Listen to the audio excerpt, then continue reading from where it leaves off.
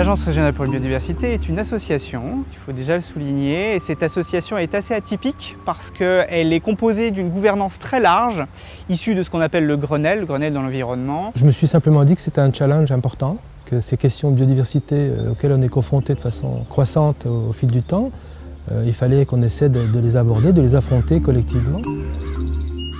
La biodiversité, c'est l'ensemble des milieux naturels, des formes de vie.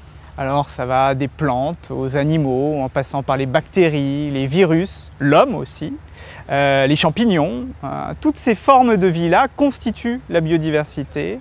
Et la biodiversité, c'est aussi toutes les relations qui existent d'une part entre ces organismes vivants eux-mêmes et d'autre part entre ces organismes et leur milieu de vie.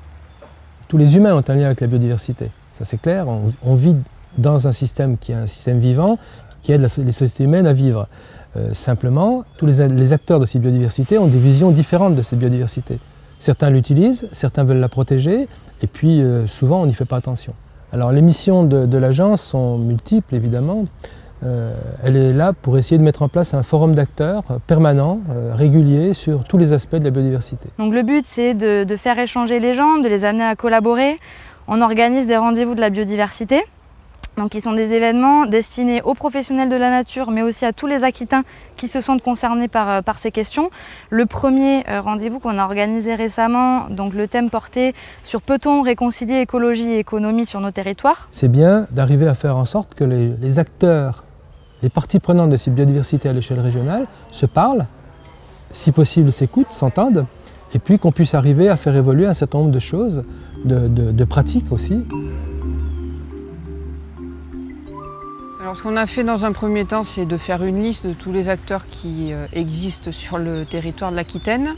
Ces rencontres avec des acteurs vont nous servir à créer un annuaire qui sera disponible sur le site de l'agence pour tout le monde et aussi pour poser des questions un peu plus précises sur, par exemple, la représentation qu'ils ont sur la biodiversité, la place qu'ils prennent au sein du paysage des acteurs ou des attentes, des besoins, des craintes qu'ils vont avoir par rapport à des politiques, par rapport à différentes structures ou leur positionnement et aussi qu'est-ce qu'ils pourraient apporter à l'agence et à différents documents qu'on pourrait mener. On a été chargé d'écrire une contribution pour la stratégie régionale pour la biodiversité qui sera à terme pilotée par l'ADREA, l'Aquitaine et la région.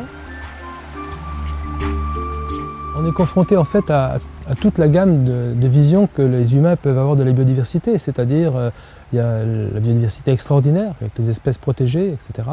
Et puis il y a aussi la biodiversité ordinaire, il y a celle sur laquelle qu'on côtoie tout le temps en ville ou en campagne, etc., sans y faire attention. Mais de toute façon, j'espère bien qu'on arrivera, le moment venu, à parler de l'ensemble de toute la gamme de biodiversité dans laquelle on se trouve.